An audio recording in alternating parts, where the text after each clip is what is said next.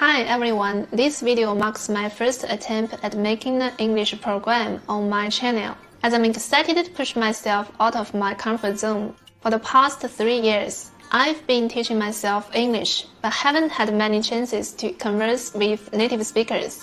That's why I've taken it upon myself to record this video to hone my spoken English. I'm still learning, so I welcome any feedback from you. Today, I wanted to share some of the traps I run into while teaching myself English so that you can avoid similar pitfalls. The number one is addicted to collecting learning materials but never actually learning. Have you ever experienced compulsively holding study materials? I certainly have. I used to love buying books, spending money on software, and purchasing various online courses. However, I never started learning because I always searched for the perfect resource. This led me into a vicious cycle of holding information. Eventually, I realized that learning materials are meant to be studied, not hoarded. You will inevitably acquire some proficiency by actively engaging with your learning materials. Conversely, no matter how much you accumulate, it will all be for naught if you fail to make the necessary effort to learn. So, I initiated English learning with the most basic method, memorizing vocabulary and studying grammar. Because of my weak foundation, I even started memorizing words at the elementary school level and learned the basics of grammar. It was a slow and gradual process, but through perseverance, I made it. While my method may have been less effective, my determination allowed me to build a strong foundation for my future studies. So if you are in a similar situation, don't waste more time looking for the perfect resource. You can stop holding study materials and take immediate action. Pick up whatever materials you have on hand and start learning, whether it's a book, an app, or online course. The most important thing is to start learning. Remember, whether you choose a simple or intelligent approach, the key is taking immediate action. As you start taking action, you will see results and you can continuously optimize your approach. The number 2 is the learning process should not be one size fits all. As I mentioned earlier, optimizing our learning process requires taking action. After dedicating to learning for a while, you will identify shortcomings necessary to improve. Then the targeted approach can be taken to adjust them with more effective learning methods. For example, when I had some basic knowledge of English, I found that doing grammar exercises was not only tedious but also did not have any beneficial impact on my listening and speaking skills. My shortcoming was my narrow-minded approach to language learning. I used to believe mastering vocabulary and grammar would automatically improve language proficiency. Later, I understood that I needed to practice all 4 language skills: listening, speaking, reading, and writing, to truly absorb and internalize the language. So I found the other ways to practice listening and speaking, like watching YouTube videos and imitating English daily.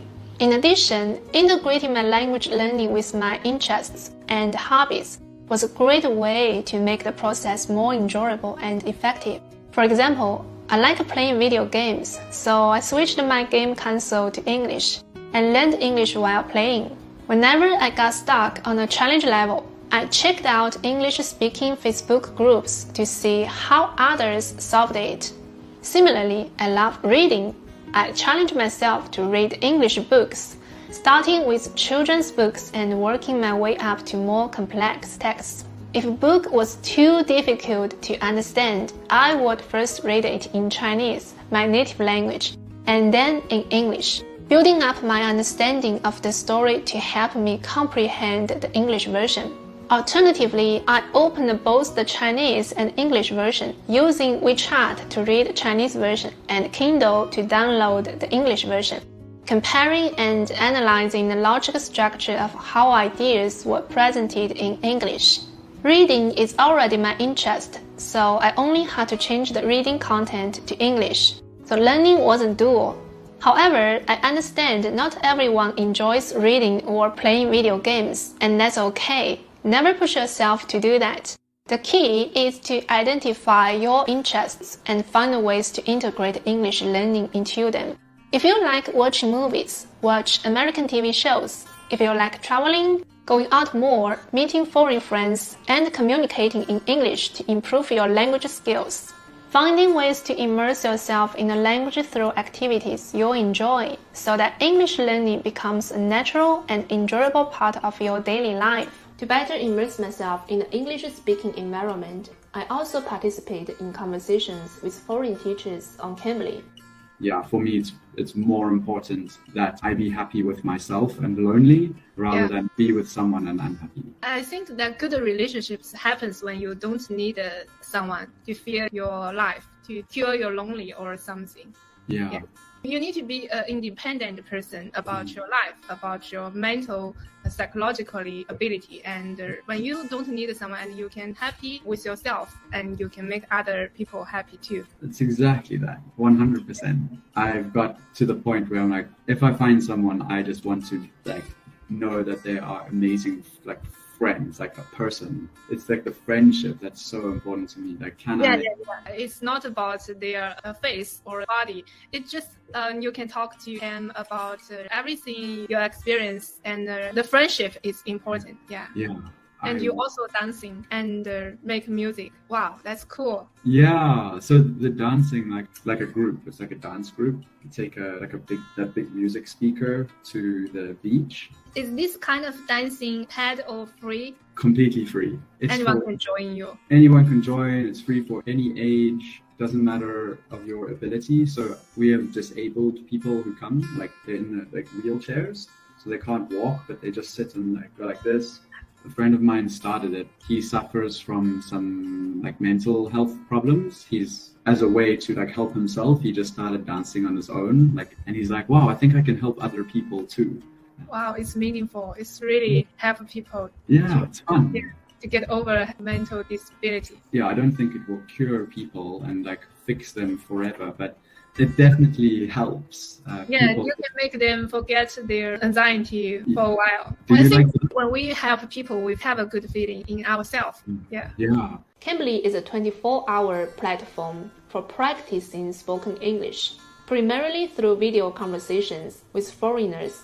It's suitable for students with some basic knowledge of English to practice their speaking skills.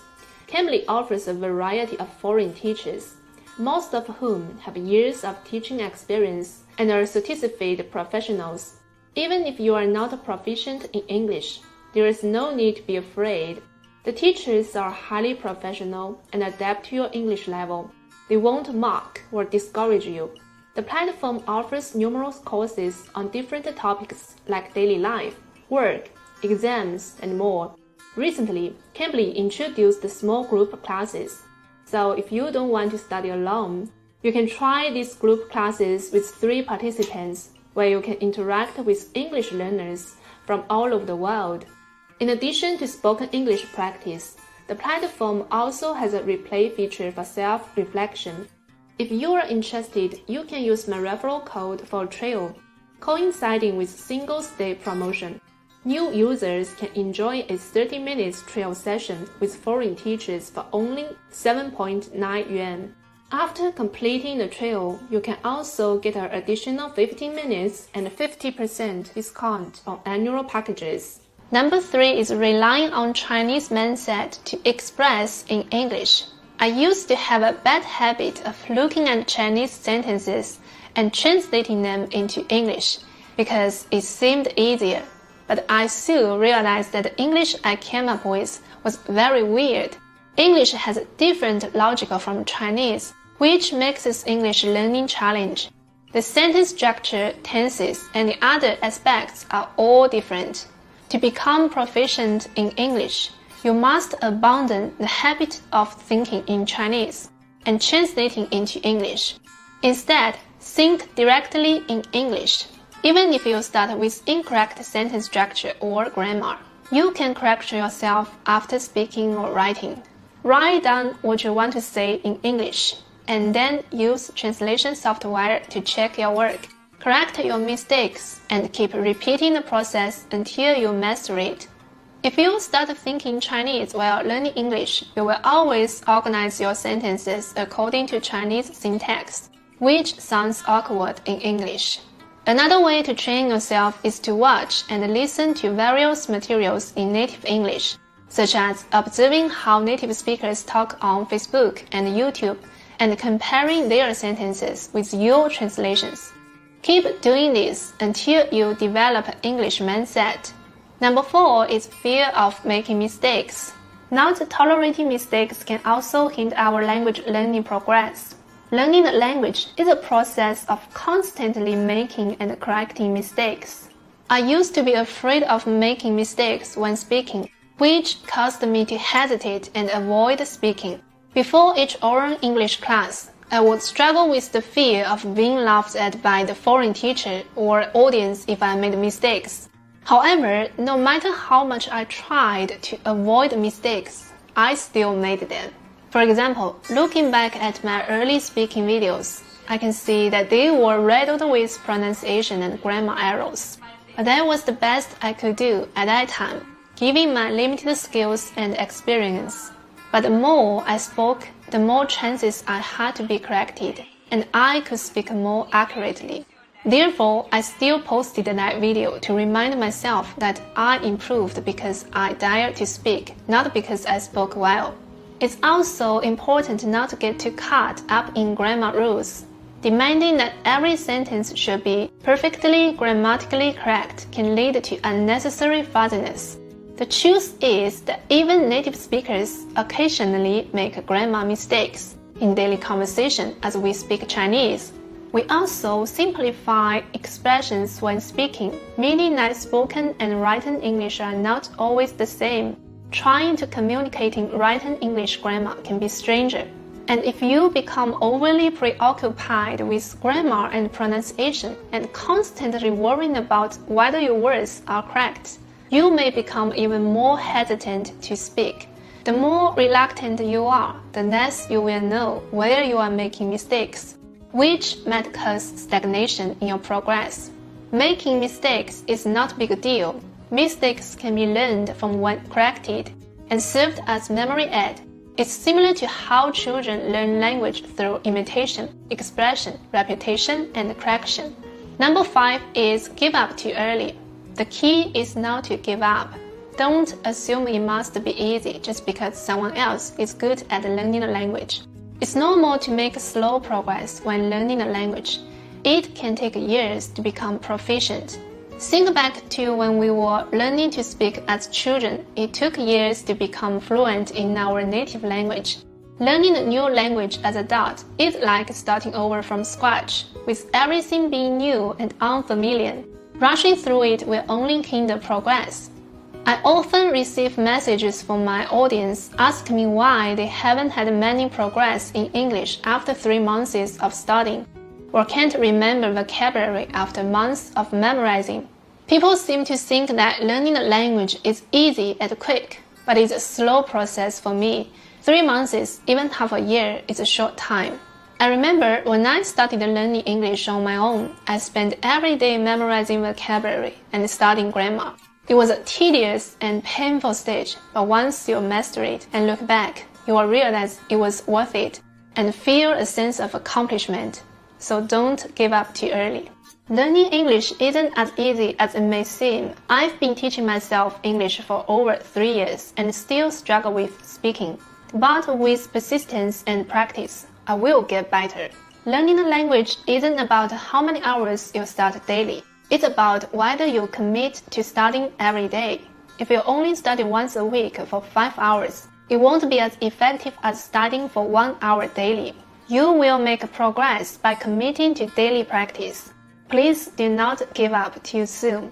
Learning a language does not require talent, only patience and determination. That's all for today's video. See you next time.